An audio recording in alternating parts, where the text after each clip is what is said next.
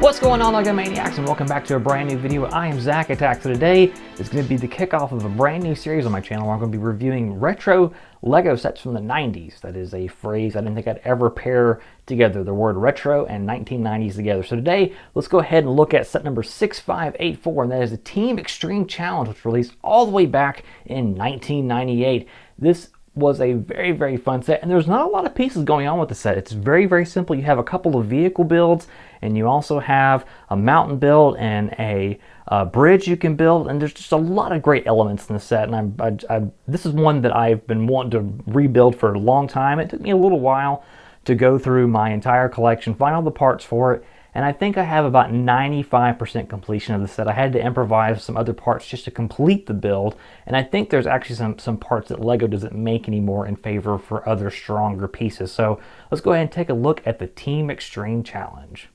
Okay, so here is set number 6584, the LEGO System Team Extreme Challenge, which, as I said earlier, released back in 1998. So I didn't have the original instructions for this set, so I had to print out some more, which are awesomely enough still available on LEGO's website still. So let's go ahead and take a look at the instructions real quick. And this is before numbered bags were a thing, and where you just had to kind of guess what parts were there. And so it was just one of those things where I had to kind of guesstimate again, and it's pretty crazy that this is where how far we've come with LEGO sets and just getting everything back in order parts wise. So add that to the booklet collection here. So let's go ahead and talk about the set here. So it comes with a molded base plate, which we don't see that too often, if not ever anymore ever again, from LEGO after probably about the mid-2000s. So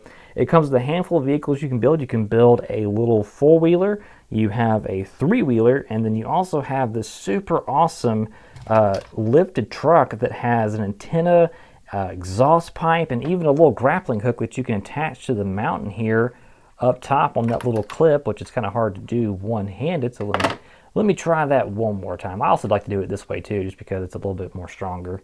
And it also comes with a small little boat that you can add a little bill to for a paddle, and a little hinge piece with a 1x1 jumper and this little modified 1x1 clip. And it comes with 4 minifigures, all of which are in these kind of stuntman outfits with these really cool helmets. These helmets have these nice little fire prints on them, and so all the minifigures have the same kind of color scheme and helmet design and also as a minifigure print as well, which is very nice. Each one of them have different facial expressions, which I don't have the original heads for these for some reason. I'm not sure what happened to most of them, but that's just part of losing pieces over time, which is unfortunate. But I did my best to substitute the majority of them with heads that I did have. So the build itself is very fun. Let's go ahead and move some of these vehicles out the way, and we'll cover some play features here too here in a minute. But we have this awesome drawbridge here, or rope bridge, whatever you want to call it, that has a neat little feature here where you can rock the bridge side to side and throw off the ATV if you wanted to. And there's also a ramp up here that you can ride the little four-wheeler guy up, and also duplicate some shaking using this mechanism, or even the one over here where you can twist it side to side just like that, which is really cool.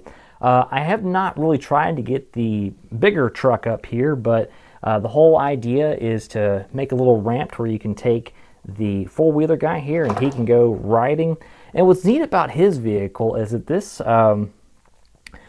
LEGO wheel set has a spring and suspension system, which is really neat. It's one of the first and only times I've seen this in LEGO. I haven't really bought too many vehicles since then, but it is really nice to be able to have a good springy suspension. I think it's one of the more cooler things that LEGO has to offer with their wheels, and he rolls pretty good by himself. And then the three-wheeler here also is really neat, and all of them have a similar build here going on.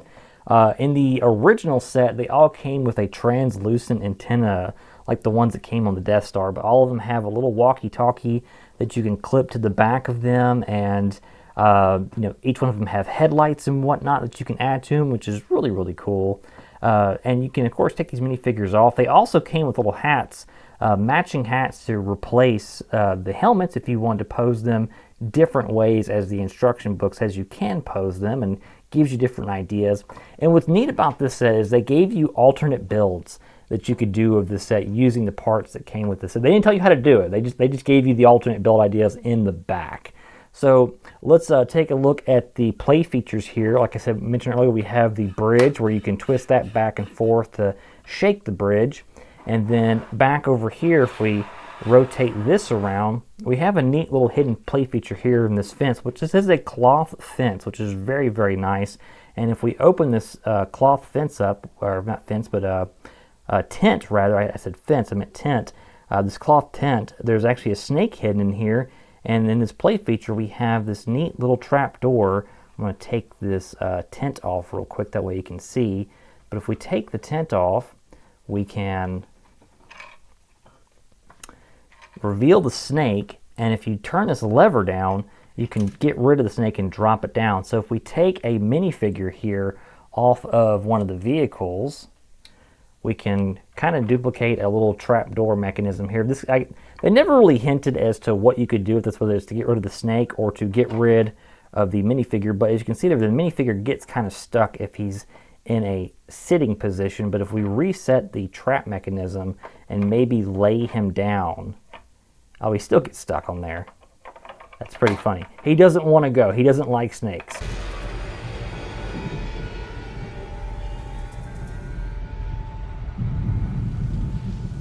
Snakes. Why did it have to be snakes? But let's see if we can't duplicate that again. There we go. He falls off and he's right there. So I haven't seen too many cloth pieces as well. I know we have the pauldrons and stuff like that, but big stuff like this is pretty neat.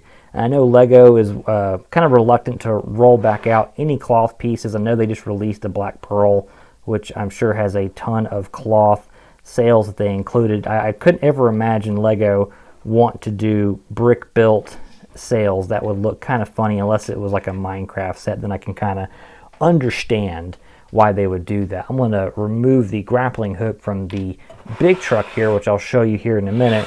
But here is the back of the mountain. It's very hollow, very empty, not a whole lot going on. And this is what you could kind of expect from LEGO in the 1990s, just not a lot going on.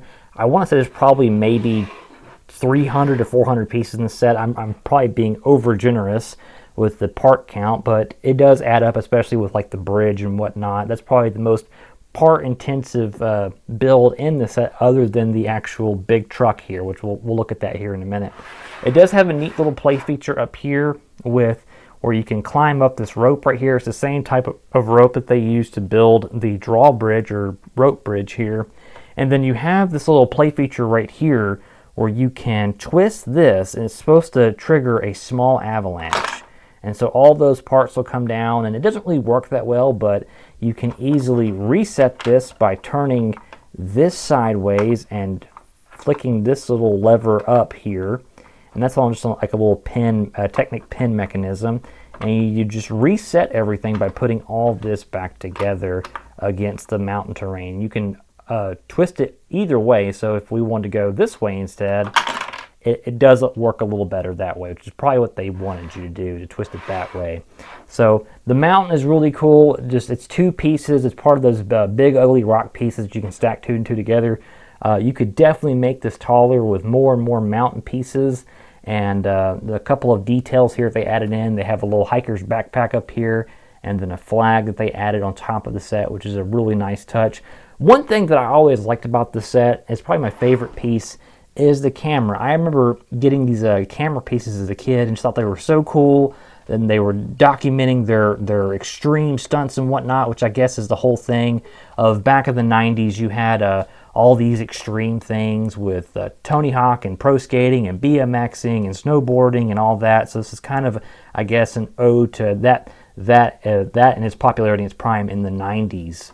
My favorite build of the entire set is this monster truck here. I think it's one of the coolest LEGO vehicles I've ever built as a kid and still as an adult.